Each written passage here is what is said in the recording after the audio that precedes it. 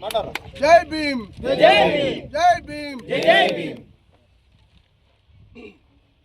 ఈరోజు గత 4 రోజుల నుండి కూడా మన గ్రామంలో సంక్రాంతి పండుగ సందర్భంగా యువాడి ప్రీమియర్ లీగ్ మన గ్రామంలో ఏర్పాటు చేయడం చాలా సంతోషం. ఏర్పాటు చేసినందుకు క్రీడాకారులందరినీ కూడా నేను అభినందిస్తూ ఉన్నా. ఎందుకంటే టెక్నాలజీ పెరుగుతున్న కొద్దీ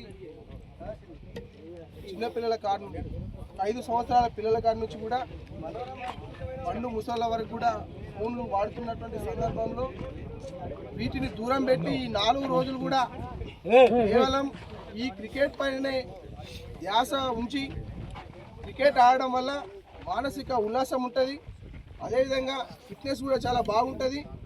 అదేవిధంగా కొన్ని పోలీసు, నావీ, ఆర్మీ ఇటువంటి ఉద్యోగాలకు ఇటువంటి క్రీడ ఆడడం వల్ల ఎంతో ఉపయోగకరంగా ఉంటుంది. ఇది ఆడడం వల్ల కూడా నాకు చాలా సంతోషంగా ఉంది.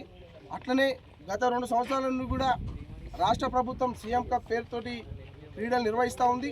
దానిలో కూడా మీరు పార్టిసిపేట్ చేయండి. నా వంతుగా నేను సహకారం అందిస్తా.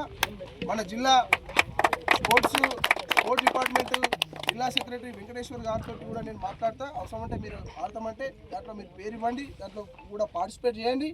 దానికి సంబంధించిన మీకు అవసరమైన ఏదైనా అవసరం ఉంటే ఫైనాన్షియల్గా నేను మీ ఎన్నుకుంటా.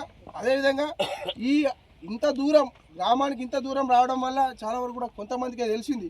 అదే ఊరిలో ఈరోజు ఫైనల్ మ్యాచ్ ఉందనంటే ఊరికి దగ్గరగా ఉంటే ఇంకా చాలామంది వచ్చి ఉండేవాళ్ళు అన్నది నా ఉద్దేశం.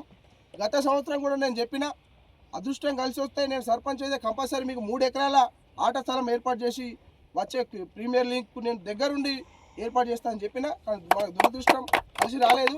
అయినప్పుడు కూడా పాలకవర్గం కనుక సహకరిస్తే, పాలకవర్గం నేను చెప్తా ఉన్నా, పాలకవర్గం సహకరిస్తే వచ్చే ప్రీమియర్ లీగ్ వరకు కూడా ఒక 3 ఎకరాల స్థలం నేను చూపిస్తా. గ్రామ పంచాయతీ తీర్మానం నాకు ఇవ్వండి, 3 ఎకరాలు నేను ఇప్పిస్తా గ్రామం దగ్గరలో.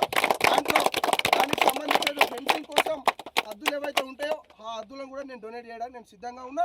రాబోయే రోజుల్లో యువతకు అన్ని విధాలుగా ఫైనాన్షియల్ కావచ్చు, ఫిజికల్ కావచ్చు, ఏ విధంగా సరే నేను సపోర్ట్ చేస్తానని చెప్పేసి ఈ అవకాశం ఇచ్చిన మీ అందరు కూడా నేను ధన్యవాదాలు తెలియజేస్తా ఉన్నాను. జై హింద్, జై భారత్, జై పూరే, జై భీమ్.